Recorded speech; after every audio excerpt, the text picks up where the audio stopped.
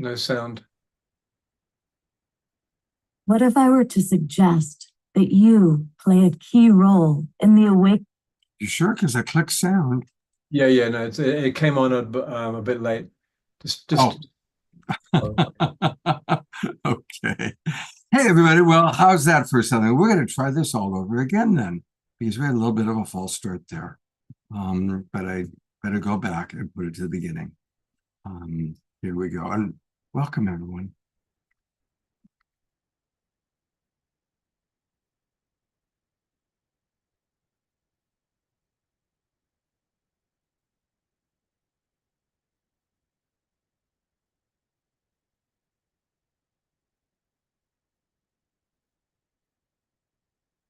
What if I were to suggest that you play a key role in the awakening world?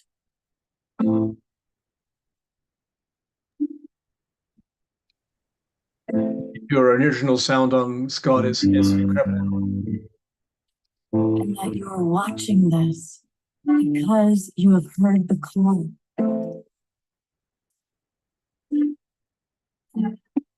Scott, just try it again because Right now, it deserves to be seen by properly. opening our hearts and minds. So this is very confusing. I've got my, okay, I got turned off. Sorry. Boy. No, this is so perfect. This is It's one of those amazing things. Hello, everybody. We're going to try this one more time. I've done resilience times. I've never made this mistake twice in a row. So here we go. Three's a charm. Welcome to the awakening world. Welcome to how perfectly human we all are. All right. Oh, it keeps going off. That's interesting. Huh. All right.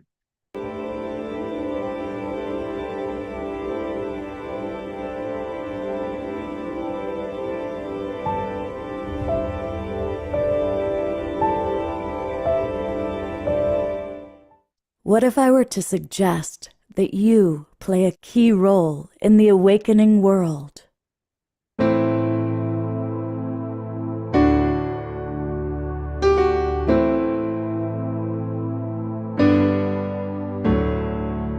And that you are watching this because you have heard the call.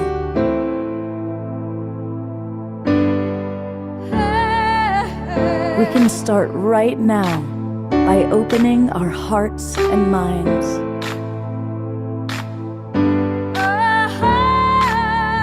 Welcome to the awakening world.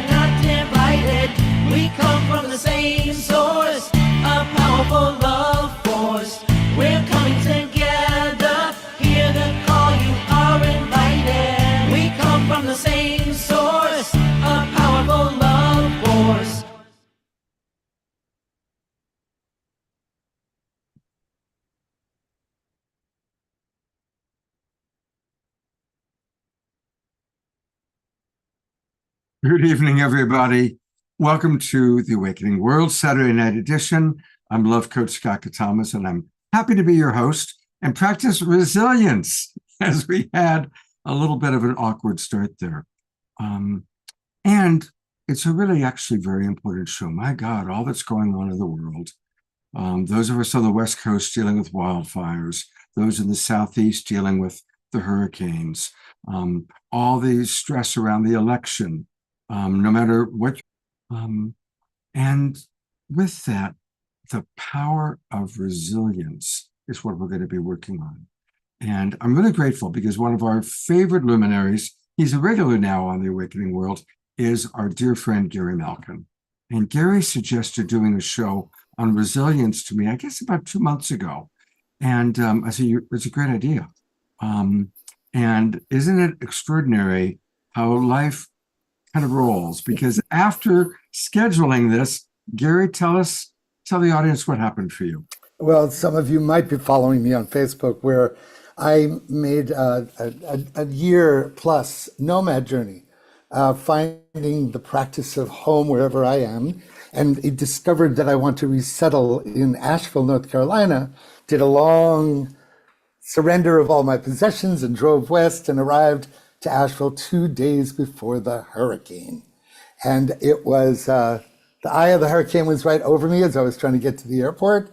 And I have extra special PhD programs to learn about resilience and flow. And so we'll talk more about that, but Hope, come on for a second. And just what we are talking about today is this exciting intersection between consciousness, the connection to the unified source, and resilience and flow. It turns out that they're connected in so many powerful ways, which is why I'm so excited that we can co-host this in a sense, Hope, and that Sue can join us, Dr. Sue. So just say a word about resilience and flow, because it should be short and sweet for what the theme is. But boy, do I have things to share about what I've learned after being in the middle of the hurricane and beyond. Well, Gary, you are the litmus test for all our theories. And, I've been interested in this topic for a very long time, mostly because of the Infinity Wave, which I teach, and came to me to teach all of us how to stay in a flow state all the time. So we'll talk a little bit more about that, but it's a big part of our upcoming work together. Yeah, so we'll talk more about that later. Now, though, without further ado, Scott, let's introduce, right? Our first featured speaker. Yeah, I'm really excited. Dr. Sue Morter is someone that I've known about for a very long time. She's an international speaker, best-selling author, and a master of bioenergetic medicine, a quantum field visionary. Many of you probably know her as the author of the Energy Codes. It's a 7-step system for awakening your spirit. She's a founder and creator of globally taught coursework of the Energy Codes, and just an extraordinary woman. Everybody who's worked with her or read her books raves about her. And so it's a real honor to have Dr. Sue Morter on the show with us. And I'm going to bring her back on with Gary for a moment. Anything you want to add, Gary? Yeah, well, Dr. Sue, you were my first choice, because what I've learned from you in the work you do is that being 100% responsible for the generator of energy, the connection to that which keeps you regulated and connected to your core, right? So what a gift did you hear. Thank you so much for joining us on this important macro and micro subject. So thanks for being here. My great joy to be here. It is such an amazing topic, really. It speaks to the foundation of who and what we actually are. We have a tendency to think about resilience as something we're supposed to muster up and become flexible and pliable and come again and begin again, and nothing's going to get me down and I'm just going to keep at it. And there's a real issue when it comes to finding enough energy to continue to do that when we are identified as a separated self, a separate version of who we think we are. The thing that happens when we land here in this life that really pushes us into a dispersal and has us operating on circuits that don't really know how to navigate life, has us orienting as a separate self. And when we're orienting as that, where resilience becomes a sought after commodity and something that we hope for, we pray for, and we certainly want to at some point in time, find. And so thank you, first of all, for inviting me to be here and to share. And hello, everyone. Welcome. There is such a beautiful effort and intention behind this program. It's an honor to be a part of it. And anytime that comes together, the vibration is so beautiful. So I'm hoping that each of you are opening in your hearts just by being here, just by intention and knowing that that's the way that we're going to receive what it is that this intention is that has been set forth for you during this program. And so I'd like to just share a couple of concepts that I share with people when I'm teaching courses. As you were getting started this evening, I glanced down and I saw this is a perfect little image that I can share, because I find that if we have some pictures to work with in our mind's eye, we can reference that very easily, even when the going gets rough. And just before I show the image, I'd like to share that my description of what happens when we arrive here on this planet is that we basically descend and we sort of splat upon arrival. We disperse our resources, and our mind and our body and our breath all sort of go in different directions. And we're just sort of hanging out to see if it's ever going to actually be safe to step down in to this life wholly and fully and completely.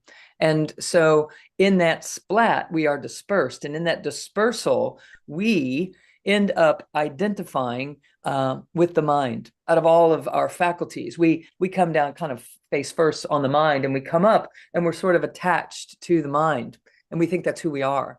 And it's only a part of who we are. And part of the mind is awake and part of the mind is asleep. And so we struggle filling in the blanks and trying to find our wholeness and our completeness. And we're searching and striving and always really pursuing life from this partial perspective. But the fact of the matter is, that's not even who we are. It's just who we think we are, because we're hooked in, attached, and enmeshed in this one part of our wholeness.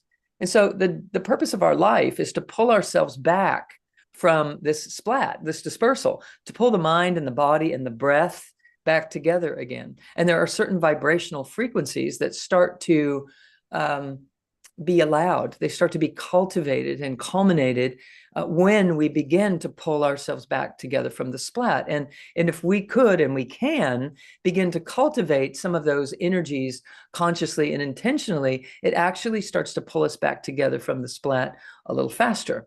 And we start to collapse time, and we start to operate more as a creator than a survivor. And that's when resilience really becomes a given.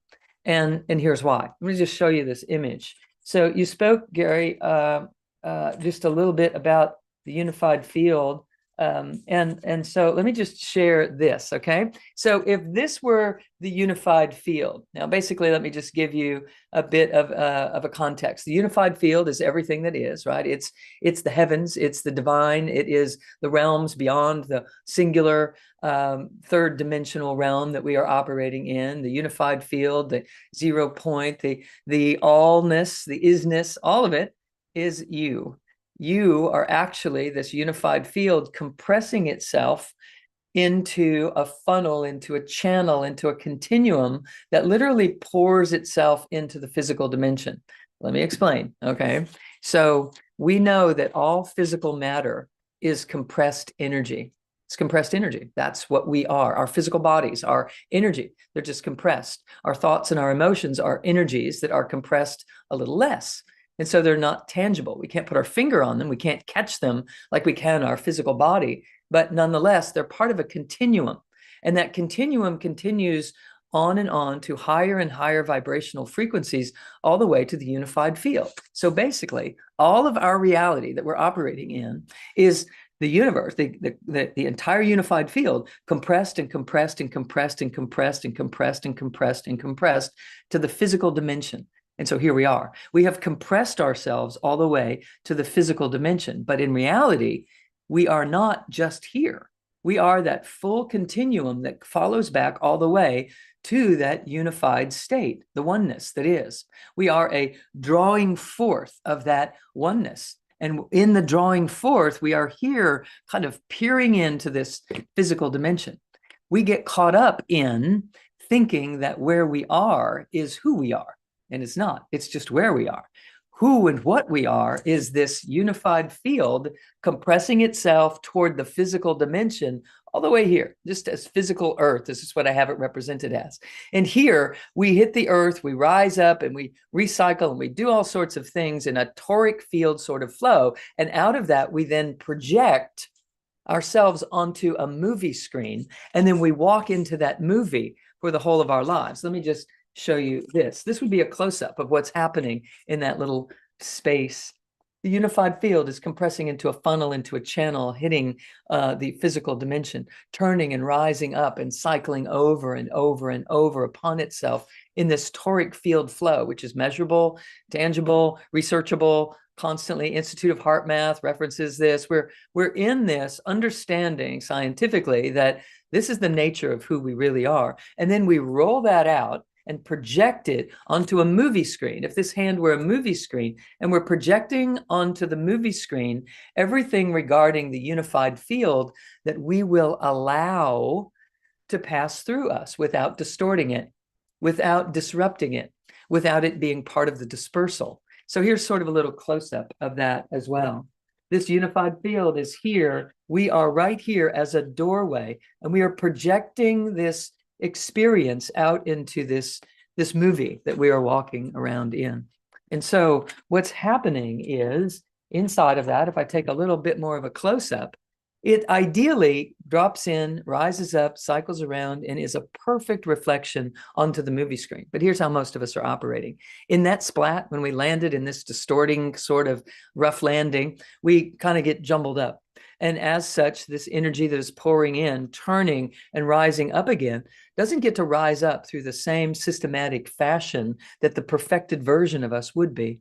And so we, of course, have experiences, conclusions that we draw, beliefs that we establish, all sorts of things that shut down various aspects of the circuitry in the various aspects of our consciousness that create a wobble in the rise. So this energy is descending down and rising up again. It creates this wobble, which creates a distortion in our field. And now we're standing in here looking out through this distorted energy field, and we see something's wrong, something's not right. And so we start going out into the movie and trying to figure out what's wrong with me, try to fix me. Can you fix me? Can you fix me? What do you know that I need to know? How can I gather myself back together again? It's basically what we're pursuing. In that, we get further and further off of core. We get further and further off of course. And as such, we start perceiving ourselves as alone and abandoned. We have abandoned the stream, but we think we've been abandoned. And so in the midst of all that, we exhaust because we're trying to protect and to guard and to find safety and to find calmness and oneness and connectedness again.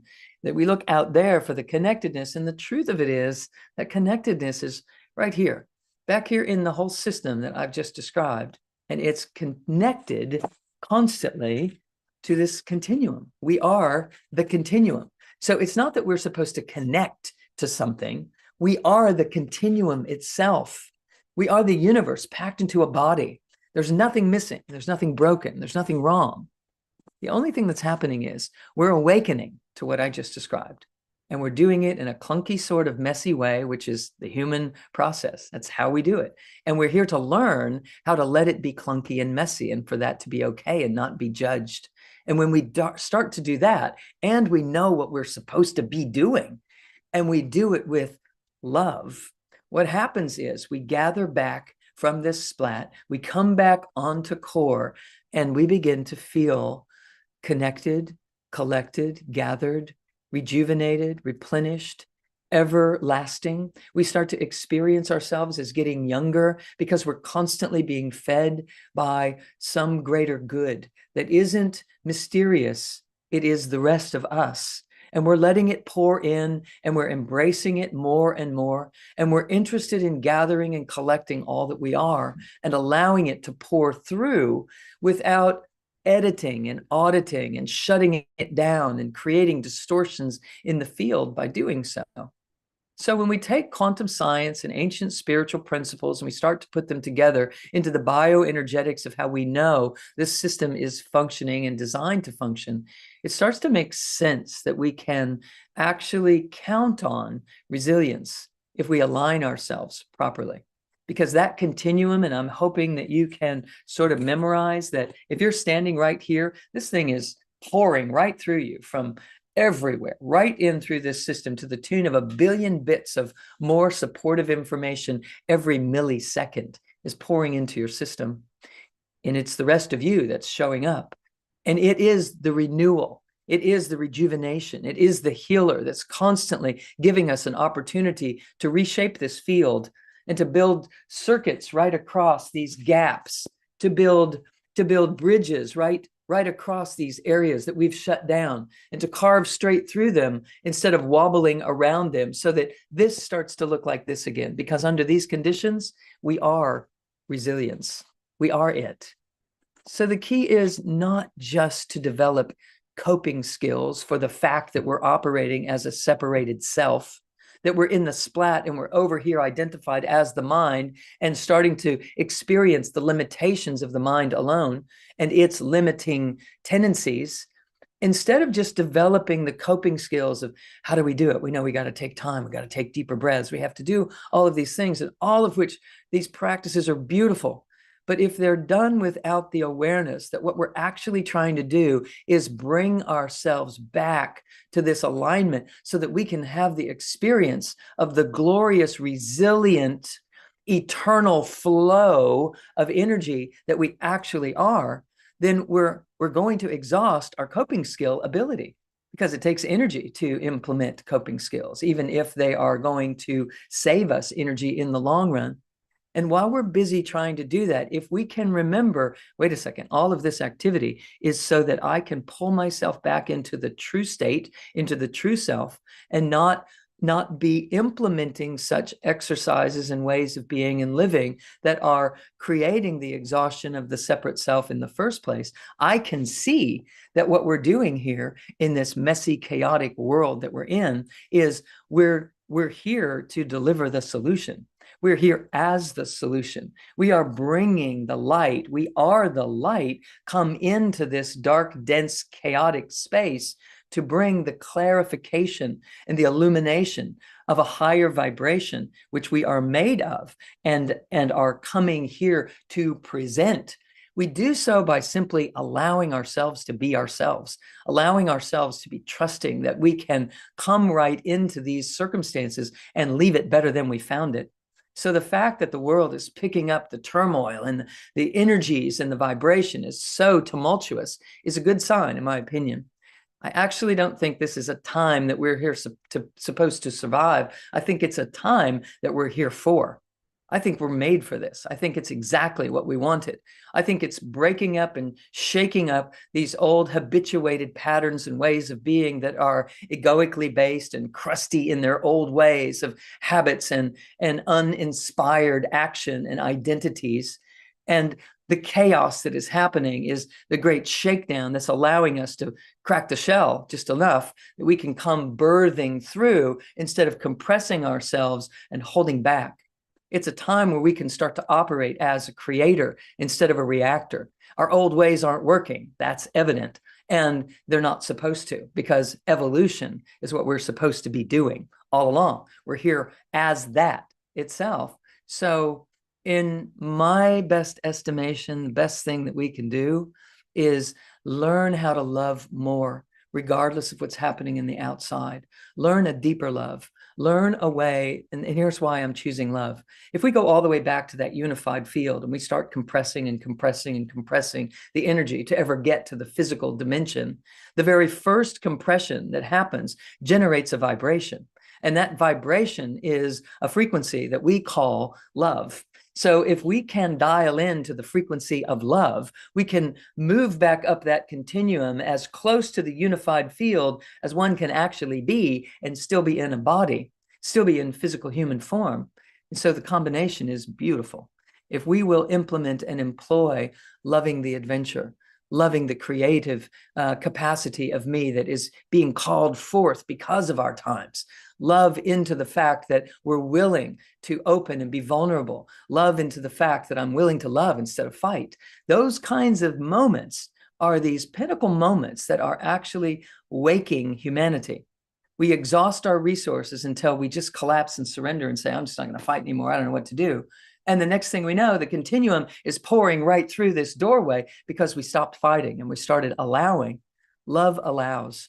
Love allows this continuum to continue. It allows flow to flow without us distorting or compressing or diminishing it in some way. So I think that as we are evolving from a species of the third dimension into a species of the fourth dimension, which is based in love instead of based in logic and thinking, we are being forced into a new way of being. And I think these times are exactly that.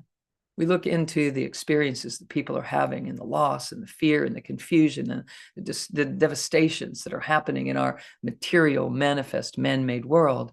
And we are hopeful when we recognize that we're okay and that they're okay and that we can make this, and we bond together and we experience exchanges that are based in love, just like we did in the pandemic. We found ways of expressing and experiencing love that we hadn't known before when we were just too busy to take the time. And all of a sudden, everybody had to go home and sit down and take the time. And I'm hoping that in those years that we had to do that, that we learned something, that we developed a sense of self, that now, as we're moving further along the way, and things are occurring in the birthing process, that we have a little bit more skill under our belt, that we do know who we are and what matters most, and that we can allow that to move out into exchange with one another, and we can lend a hand, and we can stop and pause from our arguments about who's right and who's wrong, and have a tendency to care. And when we do something as simple as that, we start to step into the truth of who we are. As we came to this dimension for a reason. We came to refine and to polish our ability to operate as a creator instead of a reactor. And so when all these times are happening that are certainly pulling reactions up and out of us, we're at a choice point. Do I react or do I create? Do I react or do I create? What do I do in this rare, raw, fine moment, in this precious moment of my life? What do I do to step toward what I came here to evolve into? And attending things like this, being in conversations like this, being available for one another are exactly how we do that, as far as I'm concerned.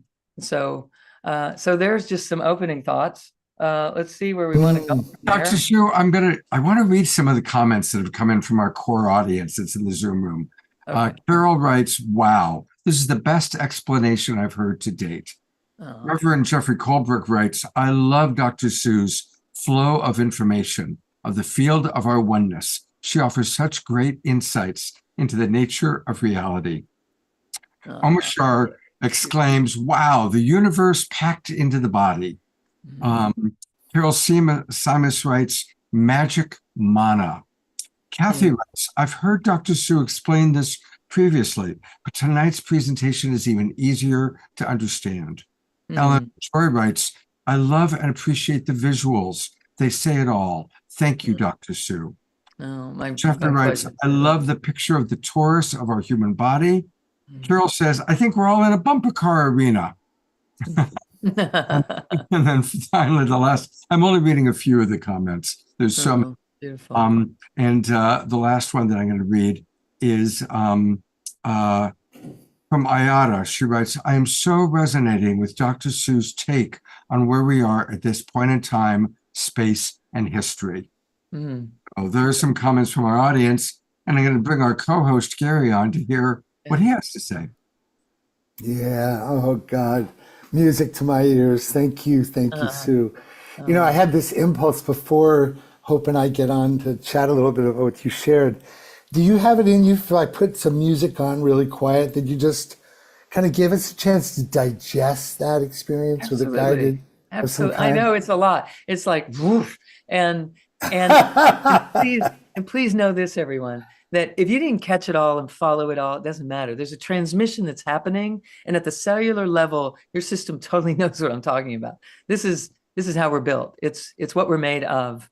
And so if we don't get it on an intellectual level, it might be beyond the circuitry that our mind has been used to functioning on right now. But underneath that layer of us is another layer of absorption and perception.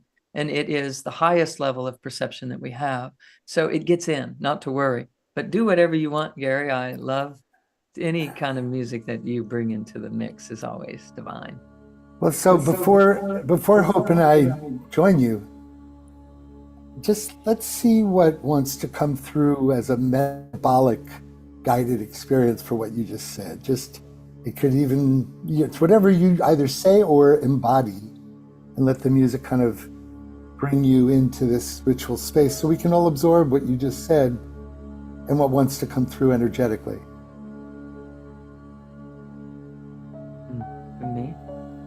Yeah. So it is that I am. I have always been and will always be. I am light, come into love, come into form. As I flow into physical experience, I am free. I roll into the chaos and bring the calm. I roll into the details of my life, leading with love. For only love is real. I come to this dimension to refine my capacity to stay the course with clarity, to celebrate the life eternal, the transcendent capacity of the soul. I come through with joy. I leave it better than I found it.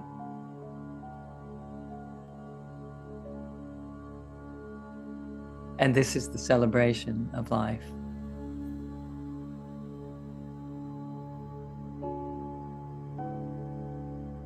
For I am and have always been love.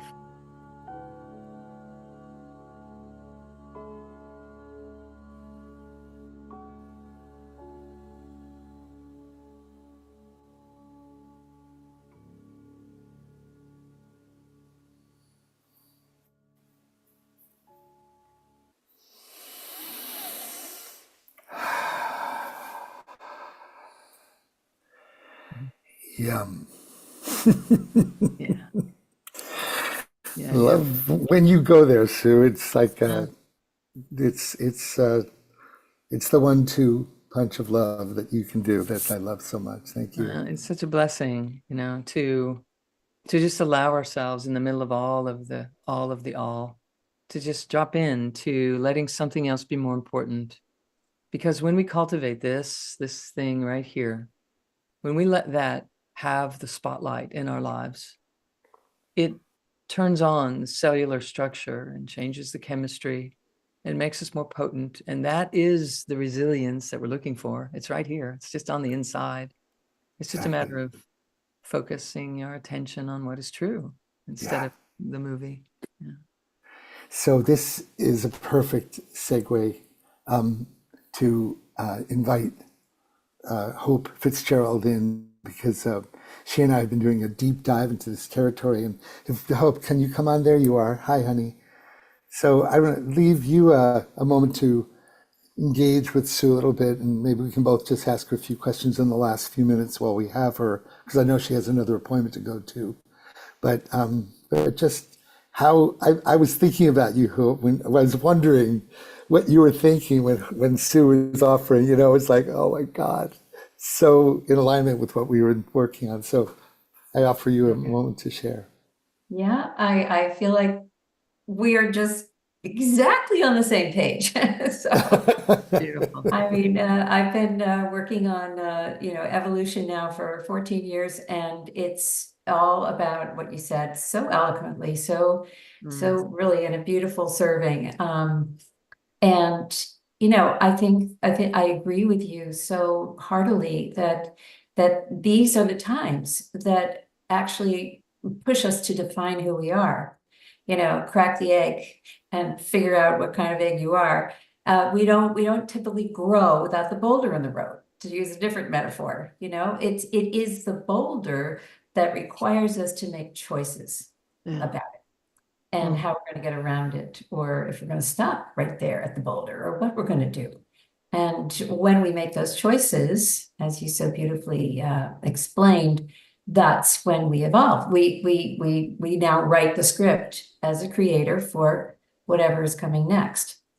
Yeah. So I love what you said, and I love those visuals. They're fantastic. Oh, beautiful. Yes, I worked long with my graphic designer. It's like, no, it needs to go a little bit more like this. And so, but it does in an instant, you know, when we're so very visual as sensory beings that gets etched. And when facing the boulder, the continuum pouring through me allows me to kind of do the little Yoda thing. There's no boulder. There is no boulder, right? Right. There is no Right. boulder. It's a limitation of how we've trained our senses to perceive obstacles. We think they're real, and they're not. They're not real at all. It's something you can walk right through if you simply pull your faculties together and build the circuitry to sustain that long enough that it becomes so clear that this is something that is a distraction, and I'm not letting it be distracting. I'm going to walk on. And as love, it allows us to walk through boulders, if you will. Yeah. And people are like, I don't understand how that happens, but watch, if one would practice loving more deeply, finding a greater version of love, and allowing for that to fill their system on in daily basis, many times a day, why not? And the more that we do that, the more our cells produce the chemistries that allow for peace and love and harmony, which allow for creative genius to occur instead of survivorship and fight or flight, and the dysregulation of the nervous system and all that stuff that everyone is so focused on. But there's the master system behind all that that's running that show, and love turns that on. And so as such, we develop the chemistries that allow us to see with great genius straight through the boulder. We can see what's on the other side of it and just walk to it and find a way. Ways show up. People, assistants, associate, collaborative energies show up, because, what quantum science is showing us is there's only one of us here. There's no one out there. It's all us. And so why would we not, as soon as we have enough potency to emanate these energies, why would we not attract the perfect sets of circumstances to help us Yes. move the boulder, Yes. and also, Yes, right? yes, beautifully said. So, gosh, I've followed your work over the years, and this is just a beautiful tie-up that you've done, a beautiful little package for all of us tonight. Oh, thank you. And Sue, who I think about when you're talking about that image of the colors of the chakra projecting onto the screen, that image you created. Yes. Such a beautiful. I think about our friend Neil Rogan and his Delightment tracks about the projection screen of the delusion that is the biopic of our hero's story. That is where the best fan and the one that writes the script, but Yes. he has a beautiful way of describing this. And I Yeah. just think he's smiling with us right now from the other Yes, side. indeed. What a beautiful man. Yeah. Yes, indeed. Yeah. And when you face this plethora of, we have Mindy Barrett, who's this angel who's been on the ground in Lahaina and then Asheville, who we'll be talking later.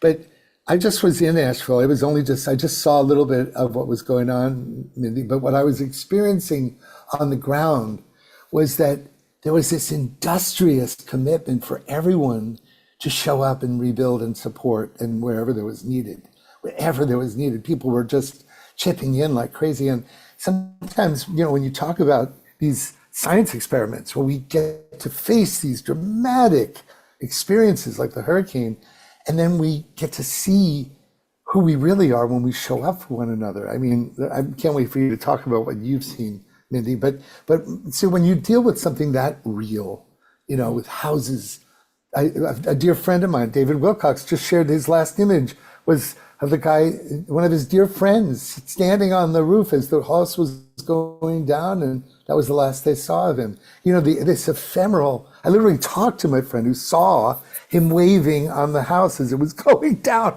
and that was the last time we saw of him. So when you deal with the illusion and the reality of this level of so many people confronting challenge like this, just say a little bit about the scalability of that. How do you manage the quantum field description with the very real moment of these mudslides and floods, and just anything you have to say about Yeah, that. I know when we're experiencing this in mass, when there are so many people having to come to terms with, letting go, having to come to terms with, wow, what matters most, and releasing attachments and they come down to love, they come down to connection. It comes down to, I'm here, you're here. Or it even comes down to, they're not here anymore, but the love is. We're just speaking about Neil, who is no longer on the planet, but is very much here and alive with us. It's forcing us into a recognition of an interdimensional reality. It's forcing us across the veil. It's forcing us to tend to what matters more than what we've been attracted to out here in the material world. It's growing us. It's waking us into a fourth dimensional version of us, which is through a veil.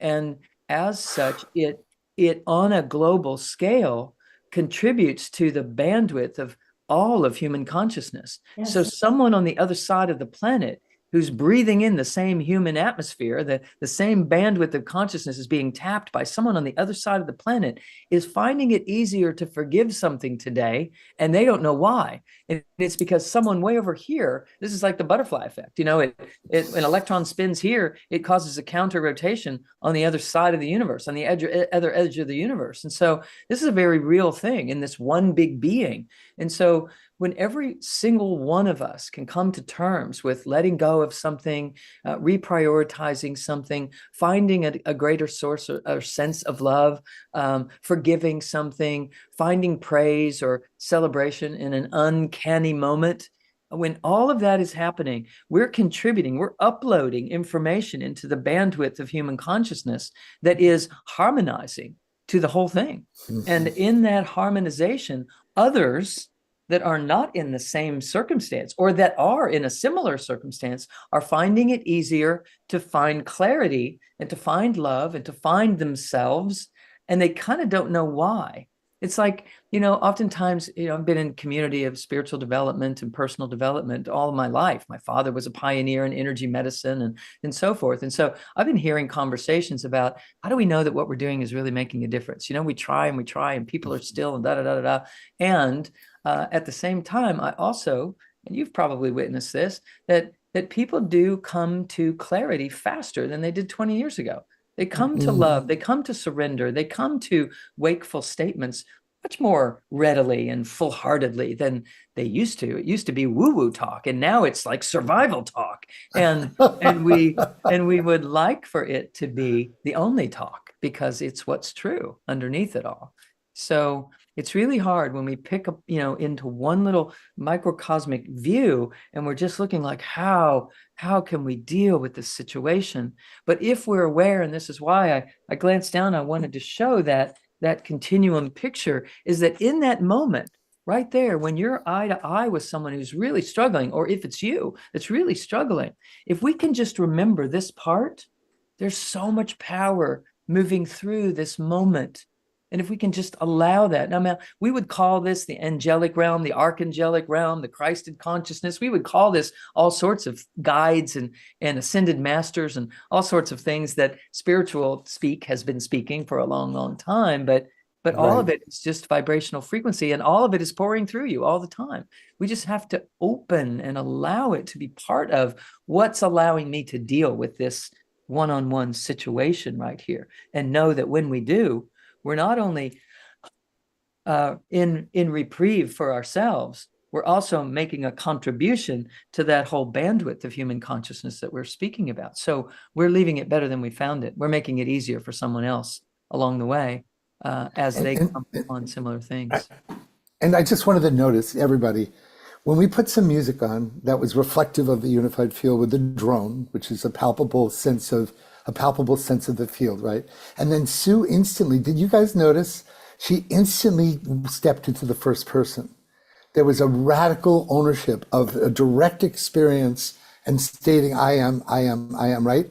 And I actually think that inadvertently, or maybe consciously, Sue, you were embodying a modality that helps your multiple centers of consciousness and multiple dimensions come into a direct experience of the now, with more cooperation with what the principles you were talking about.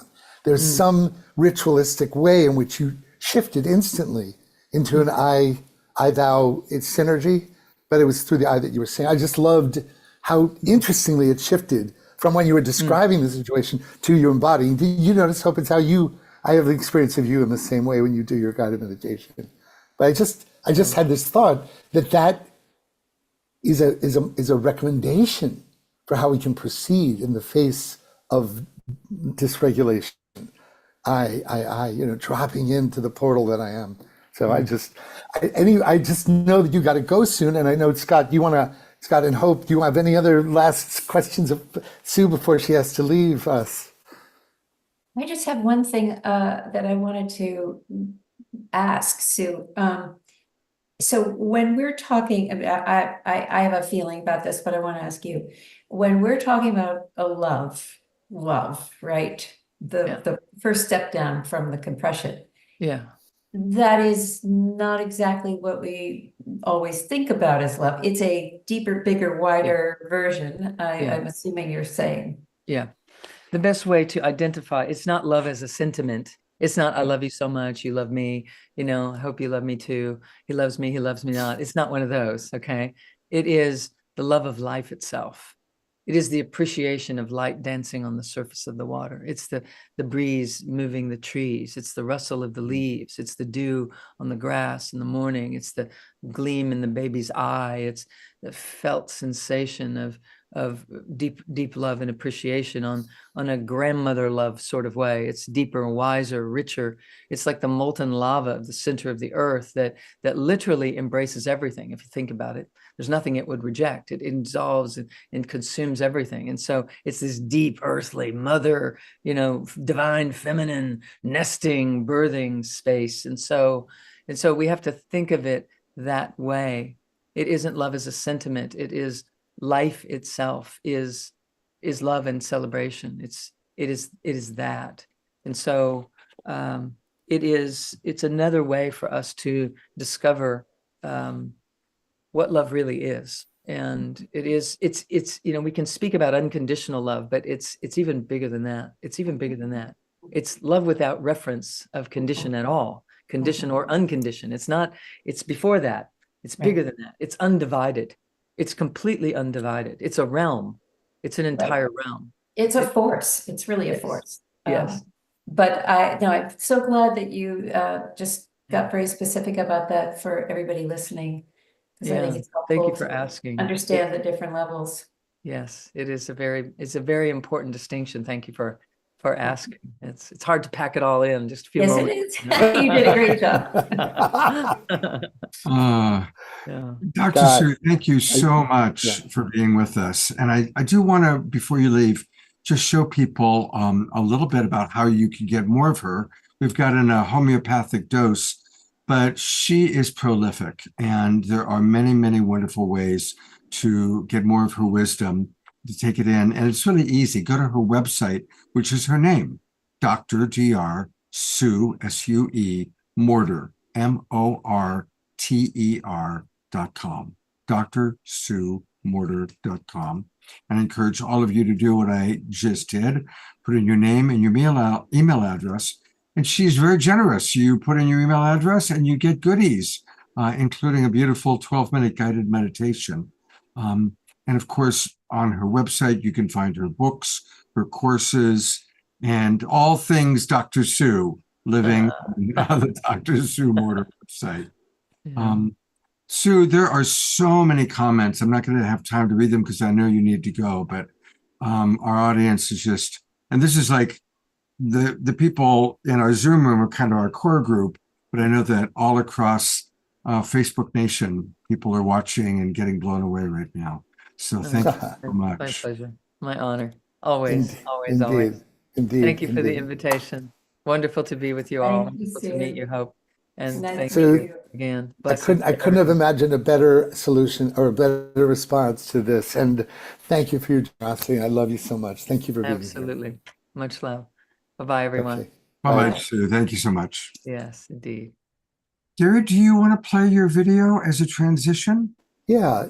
Just this, for those of you who've probably seen through the years, we have fallen in love with this short form called the Transformance, where people are speaking, a wisdom keeper speaking with music that's meant to be spacious, and then with images that drop you in. And we all have the opportunity to feel a kind of a bonding in an aligned, unified field experience. And I was hoping to share some of the new ones that Hope and I have just done, but we don't have visuals yet. But I can't wait. The thing that our program that we're gonna be talking about on our thing soon, we'll actually have some of them done for us to listen to during our program that we'll talk about. But for now, I'd like to just share this chance to drop in together and to use it as a chance to long, deep breathing, and to just really, this powerful experience of the unique